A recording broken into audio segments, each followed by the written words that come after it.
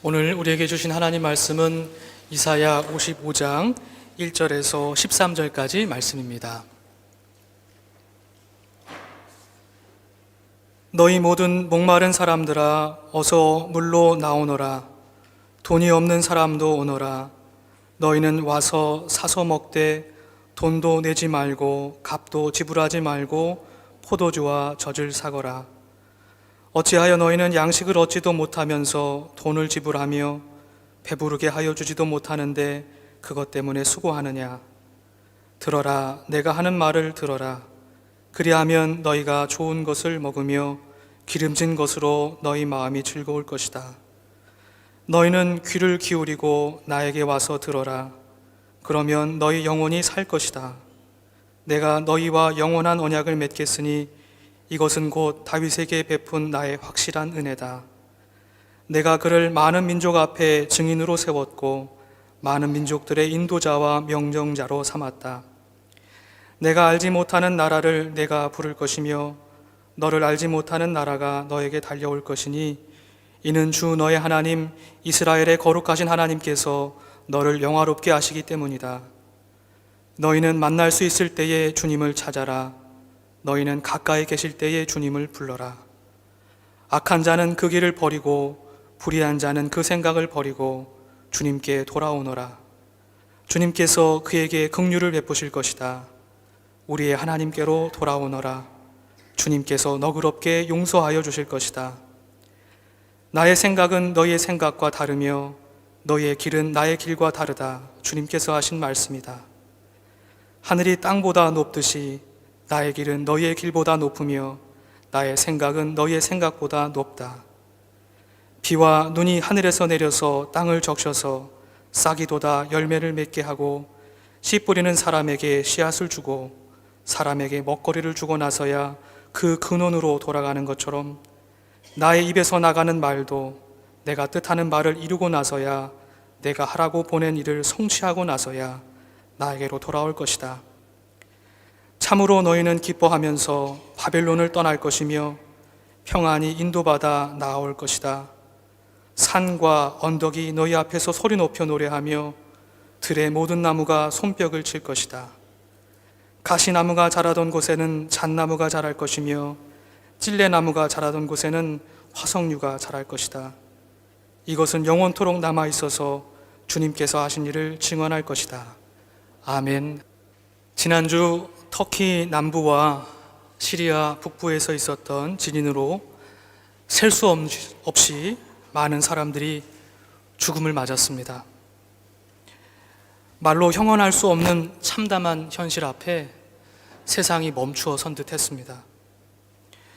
뉴스를 통해 고난의 소식을 들으며 우리에게 주어진 평온한 일상에 감사하면서도 그 일상조차 불편하고 죄스럽게 느껴졌던 한 주였습니다.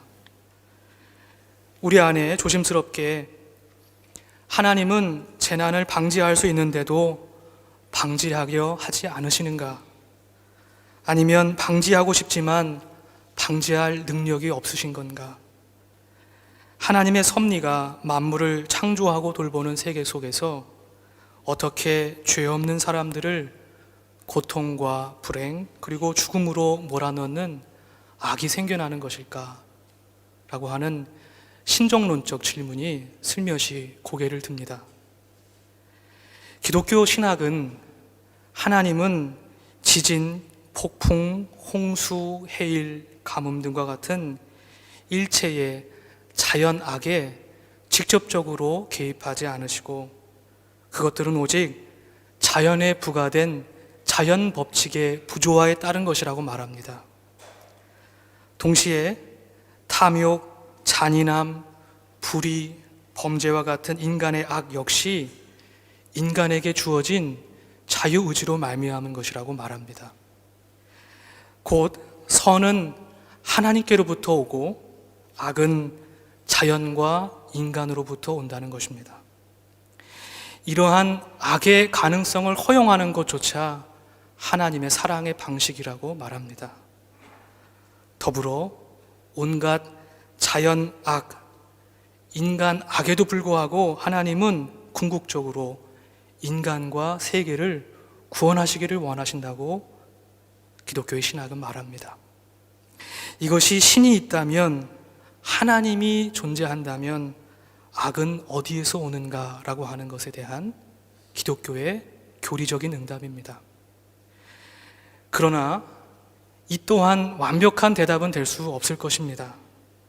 하나님은 우리 인간의 언어로 다 담을 수 없는, 다 규정할 수 없는 존재이시기 때문입니다. 더불어 이러한 신학적 설명이 고통 가운데 있는 사람들에게 지금 당장 하등의 도움도 위로도 되지 않는다는 사실을 우리는 잊지 말아야 합니다.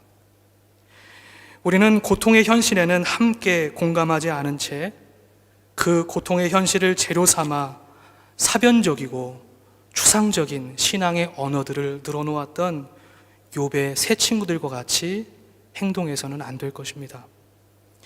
오히려 우리는 이삭과 함께 사흘길을 걸어서 모리아 산에 도착했던 아브라함의 침묵으로부터 배워야 합니다. 하나님 앞에서 많은 말과 물음을 멈추고 침묵해야 할 때입니다. 그리고 묵묵히 이웃의 곁에 서서 그들의 아픔을 어루만지고 그들의 목소리를 대변해야 할 때입니다. 덴마크의 키에르케고 목사님은 침묵은 하나님을 향한 열림의 언어라고 말하며, 기도하는 법을 배우는 것은 하나님 앞에서 침묵하는 방법을 배우는 것이라고 말했습니다. 즉, 침묵을 통해서 우리는 우리의 뜻이 서 있는 자리에 하나님의 뜻을 세울 수 있는 것이죠. 형언할 수 없는 이웃의 고난을 함께 바라보는 이때, 많은 말들로 채워진 기도를 멈추고 침묵으로 기도해야 할 줄로 믿습니다. 이웃의 아픔을 품어 함께 침묵으로 기도하고 고통을 나누어 짊어지기 위해서 우리가 할 수 있는 일이 무엇인지를 찾고 그 일들을 실천해 나가야 할 줄로 믿습니다. 바라기는 하나님 앞에서의 침묵과 이웃과 함께 서는 연대를 통해 우리 모두가 모두 헤아릴 수 없는 하나님의 높은 뜻, 하나님의 다른 생각과 길을 깨달아가는 우리 모두가 되기를 주님의 이름으로 간절히 축복합니다. 그럼에도 불구하고 마침내 이 세상에 고통받는 모든 이들을 구원하시기를 원하시는 하나님을 신뢰하며 오늘 본문 12절부터 13절 말씀을 함께 믿음으로 고백하기를 원합니다. 함께 읽겠습니다. 참으로 너희는 기뻐하면서 바벨론을 떠날 것이며 평안히 인도받아 나올 것이다. 산과 언덕이 너희 앞에서 소리 높여 노래하며 들의 모든 나무가 손뼉을 칠 것이다. 가시나무가 자라던 곳에는 잣나무가 자랄 것이며 찔레나무가 자라던 곳에는 화석류가 자랄 것이다. 이것은 영원토록 남아있어서 주님께서 하신 일을 증언할 것이다. 아멘. 지진으로 인해 뒤틀려진 산과 언덕이 다시금 하나님의 구원을 노래하며 들의 모든 나무가 손뼉치며 화답하는 일이, 그 날이 하루속히 오기를 간절히 기도합니다. 가시나무와 찔레나무가 자라던 곳에 잣나무와 화석류와 같은 풍성한 열매들이 맺혀지기를 주님의 이름으로 간절히 기도합니다. 오늘 우리가 함께 읽은 이사야 55장의 말씀은 이렇게 고통 가운데 살아가는 모든 이들을 향한 하나님의 초대장입니다. 참 감사한 초대장입니다. 이 초대장 안에는 삶의 방향과 목적, 의미와 기쁨을 잃어버린 채 절망 가운데 살아가는 모든 이들을 구원하시려는 하나님의 놀라운 구원의 계획과 약속이 담겨 있습니다. 모든 초대장이 그러하듯이 초대하는 이의 마음을 읽고 응하는 것은 초대받은 사람의 몫일 것입니다. 그래서일까요? 오늘 본문 속에는 하나님의 간절한 마음이 성경 본문 곳곳에 강한 권유의 형태로 나타나고 있습니다. 1절에 오너라, 2절과 3절에 들어라, 6절에 찾아라, 7절에 버려라 돌아오너라 라고 하는 표현이 그것들입니다. 오늘 본문 1절, 2절에 보면 이 초대장을 받아든 이스라엘 백성들의 삶의 상황과 영적인 상태를 확인하게 됩니다. 하나님은 그들을 너희 목마른 사람들아 하고 부르십니다. 즉 목마름과 굶주림은 당시 바벨론의 억압 속에서 살아가는 이스라엘 백성들이 감내했던 우회적 삶을 나타내 줍니다.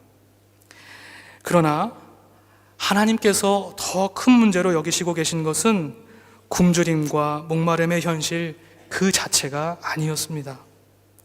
하나님은 다음과 같이 문제를 제기하고 계십니다. 이 질문은 우리를 향한 질문이기도 합니다. 2절의 말씀 함께 읽겠습니다. 어찌하여 너희는 양식을 얻지도 못하면서 돈을 지불하며 배부르게 하여 주지도 못하는데 그것 때문에 수고하느냐. 아멘. 즉 그들은 목마름과 굶주림에서 벗어나기 위해서 애쓰고 수고하며 대가를 지불하며 살고 있지만 정작 목마름과 굶주림에서부터 벗어나지 못하고 있다는 것입니다. 그것은 밥이 없어서 겪는 배고픔이 아니고 물이 없어서 겪는 목마름이 아니었기 때문입니다. 곧 하나님의 말씀을 듣지 못한 허기짐이요 목마름이었습니다. 그렇습니다. 문제는 이스라엘 백성들이 포로 생활을 통해서 지배자들의 사회 속에 적응하며 살아가며 더 이상 참된 삶, 사람답게 사는 삶, 영원한 삶, 영원한 생명과 해방과 같은 하나님의 요청과 인도하심을 거절하게 되었다는 데 있습니다. 즉 더 이상 하나님의 말씀을 듣지 않고 찾지 않고 하나님께로 돌아가지 않는 것입니다. 하나님을 향한 믿음대로 살지 않으니 사는 대로 믿게 된 것입니다. 이렇듯 죄의 속성은 흐르는 모래가 아래로 이끌려 가듯이 더 깊은 수렁으로 우리 인간을 데리고 갑니다. 시편 1편은 이를 세 문장으로 표현해 줍니다. 악인의 꾀를 따르다, 죄인의 길에 서다, 오만한 자의 자리에 앉다. 지금 따르다, 서다, 앉다 라고 하는 동사를 통해서 이를 표현해 주고 있는 것입니다. 집에 돌아가고 싶지만 정작 집으로 돌아가지 않는 치기 어린 사춘기 청소년의 모습처럼 우리는 때로 하나님으로부터 돌아서서 하나님께로 다시 향하는 길을 잊어버린 사람처럼 방황하며 살아갈 때가 많이 있습니다. 그러한 이스라엘 백성들에게, 그러한 우리들에게 하나님은 다시 한번 조건 없이 구원의 초대장을 보내주고 계십니다. 오늘 본문 1절의 말씀입니다. 함께 한 목소리로 읽어보겠습니다. 시작. 너희 모든 목마른 사람들아 어서 물로 나오너라. 돈이 없는 사람도 오너라. 너희는 와서 사서 먹되 돈도 내지 말고 값도 지불하지 말고 포도주와 젖을 사거라. 아멘. 하나님의 값없는 사랑, 조건 없는 구원의 은혜가 참 감사하게 느껴집니다. 이 말씀 속에서 우리는 다시 한번 우리가 애집하는, 사랑하고 집착하는 것을 놓아버릴 용기를 얻게 됩니다. 사람이 빵으로만 살 것이 아니라 하나님의 입에서 나오는 모든 말씀으로 살 것이다 하신 예수님의 말씀도 기억납니다. 놓아버린 만큼, 포기한 만큼 하나님께로부터 오는 자유와 기쁨이 우리 안에 유입될 줄로 믿습니다. 말씀을 묵상하면서 바벨론 포로기를 살아가는 이스라엘 백성들의 모습과 여전히 돈이 주인 노릇하는 세상, 탐욕이 제도화된 세상 속에 살고 있는 우리네 모습이 포개어져 겹쳐져서 비추어집니다. 오히려 이전보다 훨씬 교묘하고 치밀하게 우리 안으로 파고든 바벨론의 질서와 문화 속에서 어쩌면 우리도 모르는 사이에 하나님께서 우리에게 약속해 주신 참된 생명, 참된 삶의 의미와 목적, 진리와 구원에 대한 목마름을 소유와 풍요에 대한 목마름으로 바꾸어가고 있는지도 모르겠습니다. 그래서 저와 여러분도 세상 사람들과 마찬가지로 돈과 명예와 같은 상대적이고 허망한 것을 절대화해서 이를 위해서 애쓰고 수고하며 살면서도 끊임없는 결핍과 목마름을 느끼며 살아가고 있는 것은 아닐까 생각해 보게 됩니다. 그러는 사이 저와 여러분이 하나님의 자녀요, 하나님의 형상이라고 하는 얼마나 중요한 사실, 이 중요한 사실, 내가 존엄한 존재라고 하는 이 사실, 우리의 삶이 값지고 소중하다고 하는 이 사실, 그러한 우리의 삶이 서로 연결되어 있다는 사실, 우리가 서로 그리스도 예수 안에서 한 형제요 자매라고 하는 사실을 망각하고 이것을 억지로 은폐하며 살고 있는 것이 아닌가 하는 생각을 해보게 됩니다.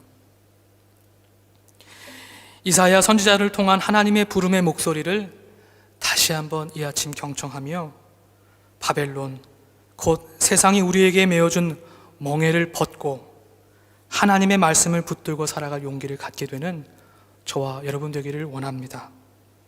주님께서 우리에게 보내어 주시는 구원의 초대장을 믿음으로 받으시기를 바랍니다. 오늘 본문 6절과 7절의 말씀을 함께 읽고 고백하면서 오늘 설교를 마치도록 하겠습니다. 6절, 7절 말씀을 함께 믿음으로 고백하겠습니다. 시작.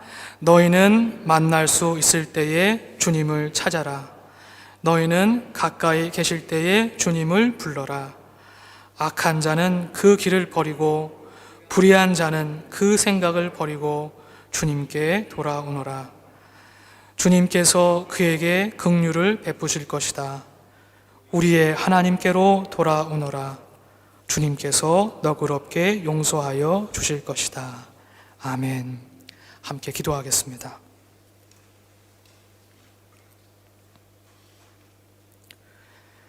말씀이신 하나님, 이 시간 우리를 아무런 조건 없이 참된 삶, 구원의 길로 초대하시는 주님의 음성을 들었습니다.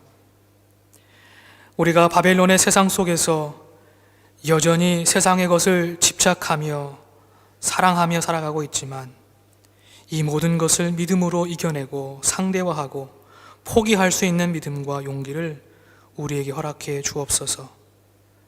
그래서 우리 안에서 채워주시는 하나님으로부터 오는 자유와 기쁨을 누리게 해 주옵소서. 우리도 우리의 삶의 자리에서 출애굽과 출바벨론의 사건을 경험케 해 주옵소서. 예수 그리스도 이름으로 기도드립니다. 아멘.